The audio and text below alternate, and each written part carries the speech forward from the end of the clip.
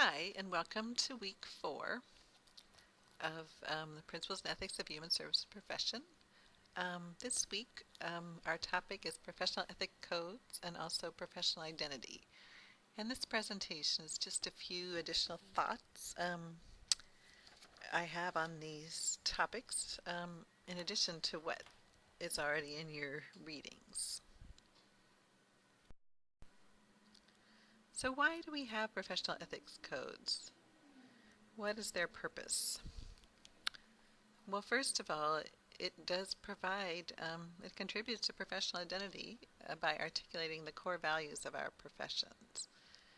It also is a guideline for what good professional behavior is. So you can see this person on the road here looking for direction, and our ethics codes provide us with direction, and they provide us with a way of resolving ethical dilemmas.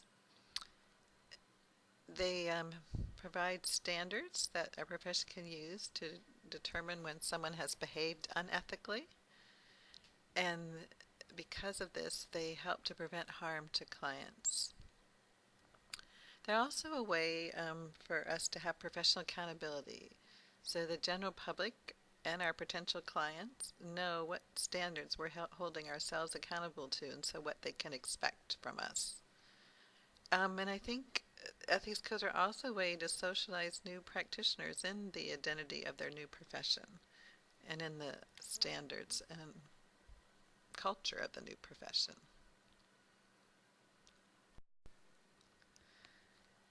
So ethic codes are made up of many components. They may have some legal and regulatory components to it. So there's some standards in our ethic codes that are also laws or legal requirements. They're also developed from standards of practice, so with evidence-based research on what is good practice and what is effective practice. As I mentioned before, they come from the core values of our profession, and they provide us with a resolution process for how we can solve ethical dilemmas.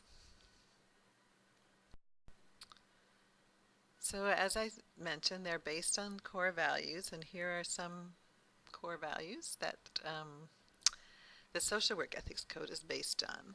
So the value of service, being of service to others, a position of social justice, so equality, anti-isms, etc., valuing the dignity and worth of the person, and emphasizing the importance of relationship, integrity, competence, and respect. These are all core values of the social work profession, and they're incorporated in the NASW Code of Ethics as one example of an ethics code.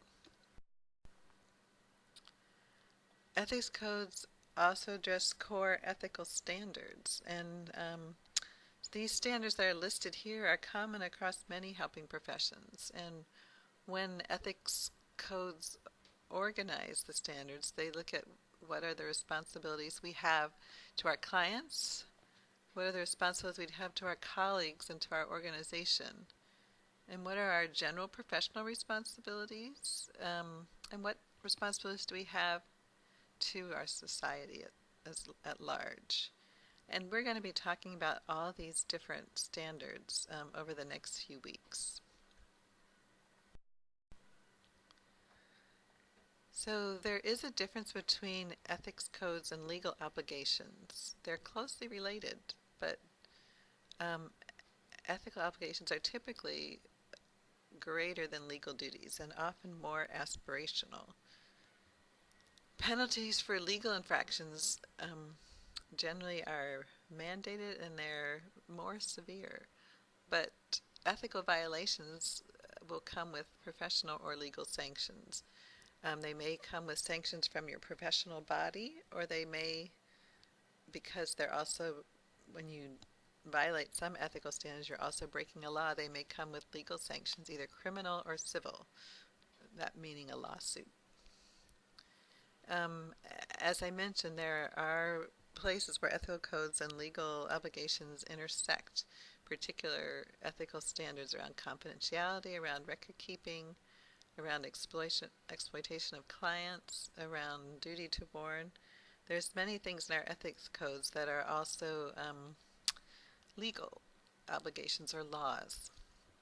And as a professional, you are required to know the laws that are relevant to your area of practice, to also be familiar with the standards of care, with the evidence-based practice of your profession, with clinical guidelines, and with agency policies, and to apply those unless they conflict with ethical standards.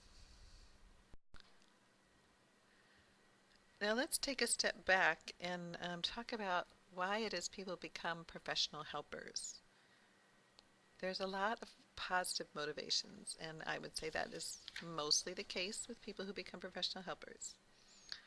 Life experiences have provided us with lessons, powerful lessons that we can share with others. And I know this is true from my own experience, but also from reading all the admissions essays that come to me in the BA in Human Services program.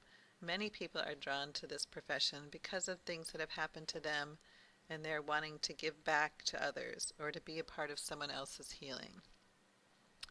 Sometimes it's because through their own difficult experiences, they've had positive experiences with helping professionals, and they become to admire those people and want to be like them. We also become professional helpers because of our values. We want to put our values into action, our values related to service or compassion. And we also have a desire for self-understanding and our own self-healing. And this is not necessarily a negative thing. We can really learn a lot of things in helping others that will also help us. And as we'll talk a little bit more about the dark side of becoming a professional helper, can be both a positive and a negative. I think also we need to be curious about other people and really want to understand and know other people. And this is also a positive motivation for becoming a professional helper. Now, the dark side of all this is that sometimes your professional identity can become your personal identity, or vice versa. And that is part of the aspect of the dark side. We sometimes go into this work because we're lonely and we want the connection we get with other people through helping them. Because we like to tell people what to do, and we want people to do what we did. Sometimes because we want to continue to focus on our own issues through our clients. Or being with people who are so messed up make us feel better about ourselves. Or helping others is the only way that we can really feel good about ourselves. Or people need me and that makes me feel good and I feel sorry for them. So whether we like it or not, there probably are some elements of this in most of us. I can think of my own example.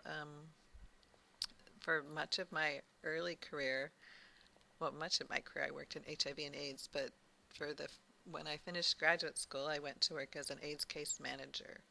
And I had a lot of unresolved loss in my life. And this work that I did obviously triggered a lot of that loss. And I was able to work through some of my own loss by helping my clients work through theirs. I had to be really conscious of this. I was seeing a counselor throughout this period so that I could be conscious of it, so that I could not bring my own issues of loss into the work I was doing with clients. And so that's a really important part of being an ethical helping professional is imperative that we deal with our own self-healing and our continuing self-care. So we need to address our own woundedness in order to be able to help others, in order to not cause harm to others.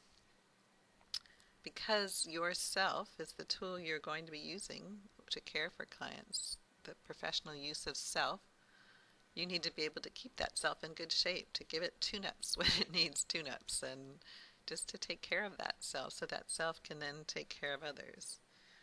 One thing I know about this work is that we're continually exposed to the suffering of others, and that can really take a toll on you. So practicing good self-care is the way that we can be effective in the long term and to be able to continue to work with clients, to continue to help people, which is what we want to do. Let's talk a little bit about resilience. Resilience is a set of tools that we have or can develop that will give us the strength to cope with the suffering, trauma, adversity, and stress that is part of life and also part of our work life. It's not just something that you're born with. If you're lucky, you had an easy life, and maybe you were born with more strength to manage it. But in general, it's something that you really need to develop. It involves developing behaviors, thoughts, and actions that will help you to cope with difficult circumstances. So, here are some thoughts about how you can develop resilience and prevent burnout in your working life. And these are things that you can do that are internal as opposed to things coming externally. So the first part of this is a commitment to the profession and a commitment to yourself. So you need to make sure the work you're doing is meaningful to you, that you're building support and connections, that you have good supervision, that you can see the big picture and not just the little details that are making you crazy, that you can ask for help and seek the training and support you need. And then you need to have challenge in your work, the right amount of challenge, the kind of challenge that keeps your work fresh. And that you also have to have an attitude that says that change and challenges are part of life and work and that they are able to be addressed. Control is another important part of resilience, the ability to set limits, to say no, to not overcommit, to make realistic plans and also have the wherewithal to carry out those plans. The ability to be with strong feelings, your own and your clients', because you've done your own work and you're able to manage strong feelings. And congruency. You need to find an agency and a work situation and a job that is congruent with your values and with your skills. And develop a positive view of yourself and confidence in your strengths and abilities.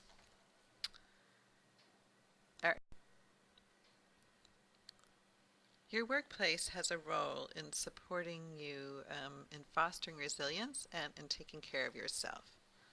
Making sure that your workload is manageable, that you're not overwhelmed with too many cases, too many clients, too many difficult situations. Providing you with adequate resources to do your job. So not having a building that's falling down around you or an office where things are not in place or not having enough paper in the copy machine or enough support staff. All the different things that will make it possible for you to do your job need to be provided. Having an organizational climate and culture that supports self-care, that supports people asking for help, that supports good supervision, all these are really important. And also adequate compensation for your work. So you should get a reasonable salary for the very difficult work that you do. And other sorts of compensation, professional growth opportunities, recognition for the work that you do, these are really important. And then a sense of community, that you're all there supporting the same mission, that you're there to help each other, that you're all a community working together. So we've talked about two tools or processes that we can rely on that will help us to be successful in our profession. And we have an obligation to use these tools. One of the tools is the Professional Ethics Code, and we need to learn and understand what is required of us in our profession and learn how to implement the code, how to live up to the code. And then we also have an obligation to take care of ourselves so that we can effectively take care of others.